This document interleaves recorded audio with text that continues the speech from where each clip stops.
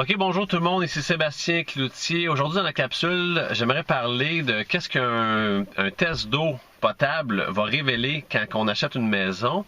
C'est un test qui est exigé par toutes les institutions financières pour faire financer une maison qui a un puits. Et puis, en fait, j'ai fait un test d'eau dernièrement par le groupe Guérin, juste ici. Belle petite pub pour vous autres, ça. Et puis, il y a deux choses, entre autres, qu'on veut voir dans un test d'analyse d'eau d'un puits. C'est, entre autres, les coliformes fécaux et les coliformes totaux. J'ai un de mes amis, Sylvain, je dirais pas son nom de famille, juste au cas où, qui veulent pas, qui me parlait de ça un peu.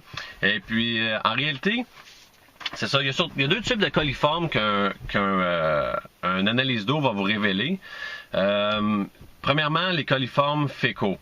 Coliformes fécaux, ou sinon aussi, on peut appeler ça la fameuse bactérie E. coli.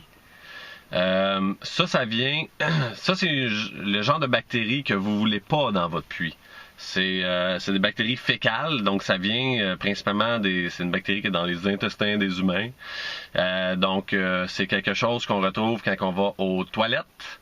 Et puis, si jamais vous faites un test d'eau et puis que vous avez des bactéries, des fécaux, justement, dans votre test d'eau, c'est pas une bonne chose. Ça veut dire que probablement, votre fosse septique, elle fuit et que ce petit liquide brun se retrouve dans votre puits.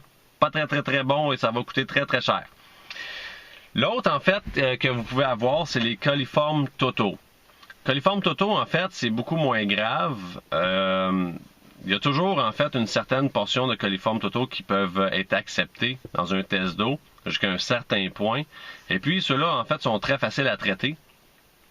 Si vous avez des coliformes totaux dans votre puits, bien souvent, en fait, ça veut dire, c'est qu'une infiltration d'eau dans votre puits, ce qui est un peu contradictoire parce qu'on veut de l'eau dans un puits, là.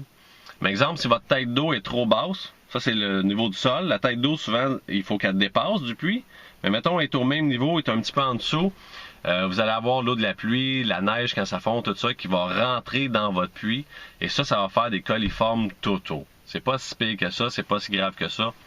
On n'en veut pas trop, et c'est facile à traiter. Un simple petit traitement à l'eau de javel dans votre puits va régler le problème. Ben, du chlore. Un peu comme une piscine, hein? Quand il y a trop de cochonneries dans votre piscine, vous mettez un petit peu plus de chlore. C'est la même chose dans votre puits. Après ça, là, la capsule aujourd'hui, c'est pas de dire comment traiter son puits, là. Mais je voulais parler des deux types de bactéries. Fécaux, totaux. Totaux comme total au pluriel. Ouais. Fait que j'espère que ça vous a aidé à en savoir un petit peu plus. C'était Sébastien Cloutier pour le courtier qui dit vrai.com.